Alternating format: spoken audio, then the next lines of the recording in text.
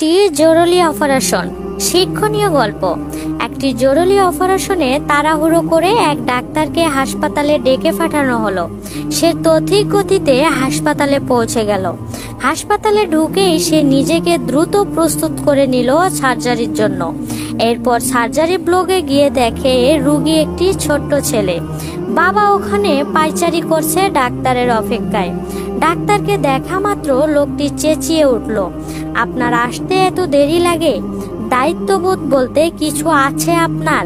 আপনি জানেন আমার ছেলে এখানে কতটা অসুস্থ অবস্থায় আছে? ডাক্তার ছোট্ট একটা মুচকি হাসি হেসে বলল, আমি দুঃখিত, আমি হাসপাতালে ছিলাম না, বাসায় থেকে তাড়াহুড়ো করে এলাম, তাই খানিক দেরি হলো। এখন আপনি যদি একটু শান্ত হন আর ধৈর্য ধারণ করেন তবে আমি আমার কাজ শুরু করি। লোকটি এবার যেন আরো রেগে গেল। ঝাঁঝালো স্বরে বলল, ঠান্ডা হব?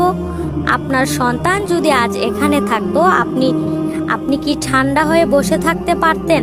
আপনার সন্তান যদি আজ জীবন মৃত্যুর মাঝে দাঁড়িয়ে থাকতো তাহলে আপনি কি করতেন?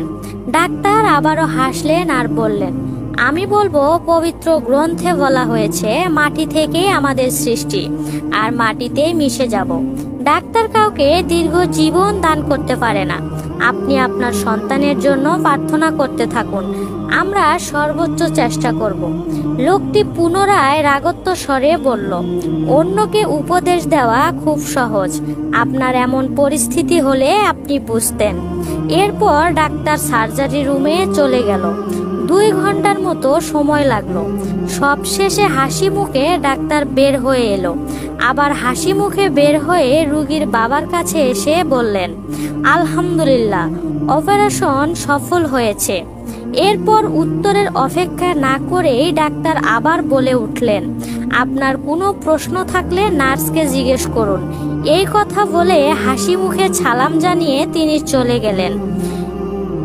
এরপর লোকটি নার্সকে জিজ্ঞেস করলেন, এই ডাক্তার এত নিষ্ঠুর কেন? তিনি কি আর কিছুক্ষণ এখানে থাকতে পারতেন না? আমি ওনাকে আমার সন্তানের ব্যাপারে আরো কিছু জিজ্ঞেস করতাম। তখন নার্স জানালেন, ডাক্তার সাহেবের ছেলে আজ সকালে রোড অ্যাক্সিডেন্টে মারা গেছে। তিনি আপনার ফোন পেয়ে ওনার ছেলের জানাজার থেকে উঠে এসেছেন। এখন আবার দৌড়ে গেলেন কবর দিতে।